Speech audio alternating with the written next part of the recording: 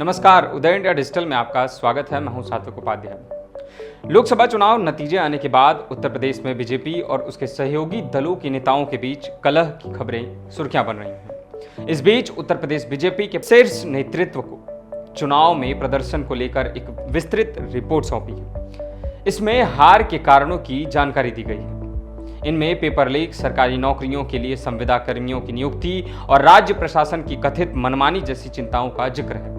अब आपको बताते हैं कि क्या वो प्रमुख कारण हैं।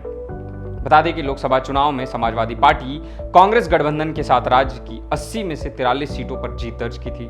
वहीं बीजेपी के नेतृत्व वाले एनडीए के हिस्से में केवल 36 सीटें आई। एनडीए ने 2019 के चुनाव में 64 सीटों पर जीत दर्ज की थी। इस हार के बाद उत्तर प्रदेश बीजेपी ने 15 पेज की एक विस्तृत रिपोर्ट पार्टी नेतृत्व को भेजी। लोगों की राय ली गई। इस दौरान अयोध्या और अमेठी जैसे प्रमुख निर्वाचन क्षेत्रों पर विशेष ध्यान दिया गया। यूपी बीजेपी अध्यक्ष भूपेंद्र चौधरी और उप मुख्यमंत्री केशव प्रसाद मौर्य ने बीते दिनों दिल्ली में पार्टी के वरिष्ठ नेताओं से मुलाकात की, जिसके बाद उत्तर प्रदेश में पार्टी की चुनावी असफलता के बाद प्रदेश नेताओं के साथ आगे विचार विमर्श किया जाएगा, इसकी बात कही। मुख्यमंत्री योगी आदित्यनाथ ने इस हार के लिए अति आत्मविश्वास को जिम्मेदार ठहराया। उसके बाद इस बयान के बाद उत्तर प्रदेश के बीजेपी नेताओं के बीच कलह की अटकलें तेज हो गई। इसका उप मुख्यमंत्री केशव प्रसाद मौर्य ने खंडन किया। उन्होंने कहा कि पार्टी और संगठन जनता से बड़ा है। अब आपको बता दें कि रिपोर्ट के मुताबिक यूपी में बीजेपी के हार के कौन से प्रमुख कारण थे। उत्तर प्रदेश बीजेपी की रिपोर्ट में पार्टी के खराब प्रदर्शन की 6 बुनियादी कारणों की पहचान की गई है।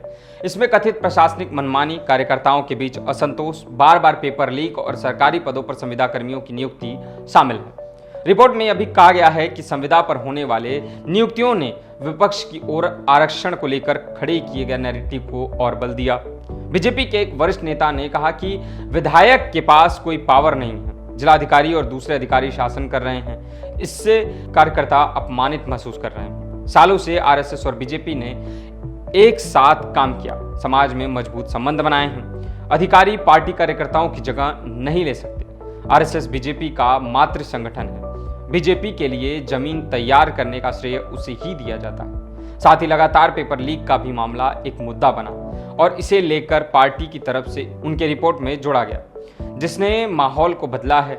बीजेपी के एक दूसरे नेता का कहना है कि राज्य में पिछले 3 सालों में हुए करीब 15 पेपर लीक से विपक्ष के इस नैरेटिव को बल मिला कि बीजेपी आरक्षण खत्म करना चाहती है। उन्होंने कहा कि इसके अलावा सरकारी नौकरियां संविदा कर्मियों से भरी जा रही है, जिससे हमारे बारे में विपक्ष के भ्रामक नैरेटिव को बल मिला है। अब आपको बता दें कि बीजेपी से क्यों दूर हो रही है कोयरी कुर्मी।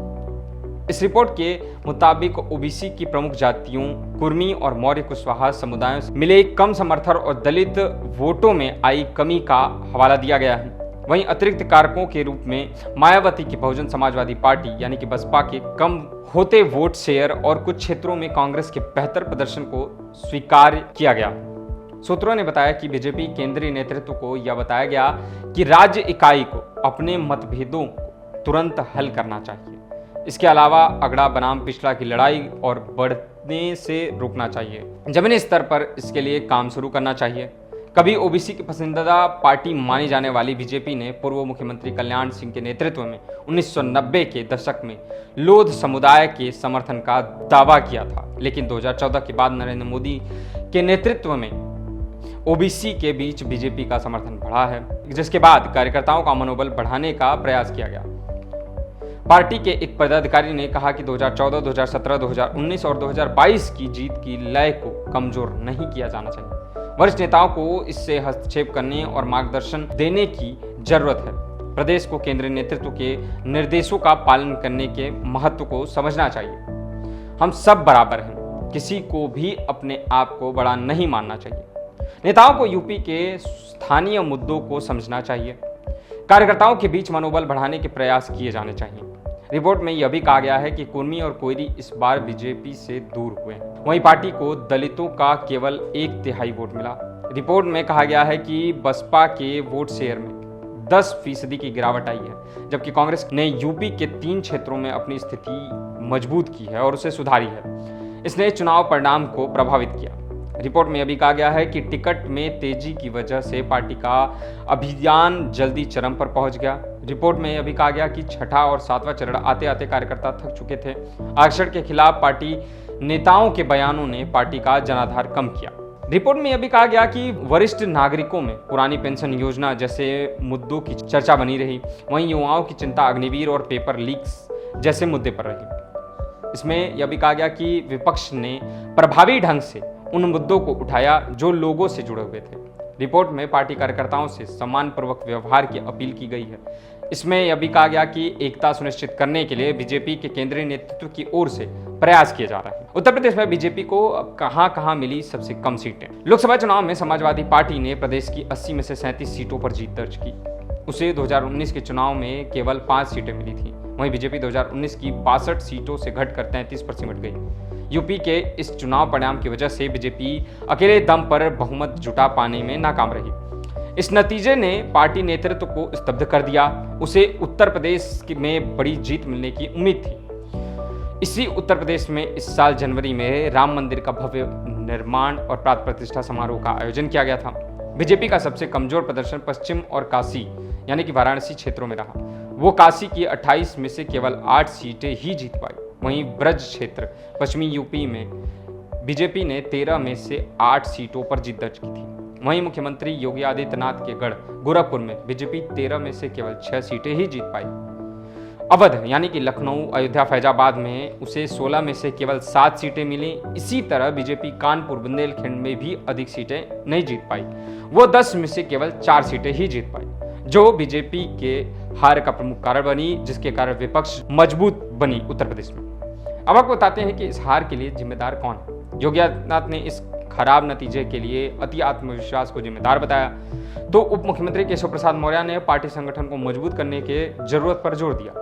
बीजेपी केंद्रीय नेतृत्व ने राज्य के नेताओं को आपसी मतभेद सुलझाने और 10 सीटों पर होने वाले उपचुनाव पर ध्यान लगाने को कहा है। बीजेपी के एक सूत्र ने कहा कि उपचुनाव तब नेतृत्व में कोई बदलाव नहीं होगा।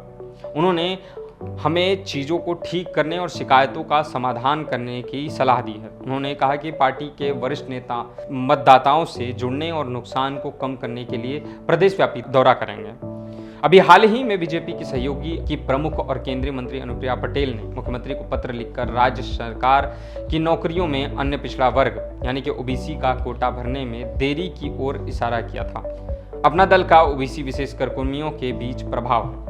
वहीं योगी आदित्यनाथ के समर्थकों का कहना है कि राज्य प्रशासन पर मुख्यमंत्री की कमान, कड़ी कानून व्यवस्था और अनुशासन के बीच बीजेपी को राज्य में अपनी पकड़ बनाए रखने में मदद मिली।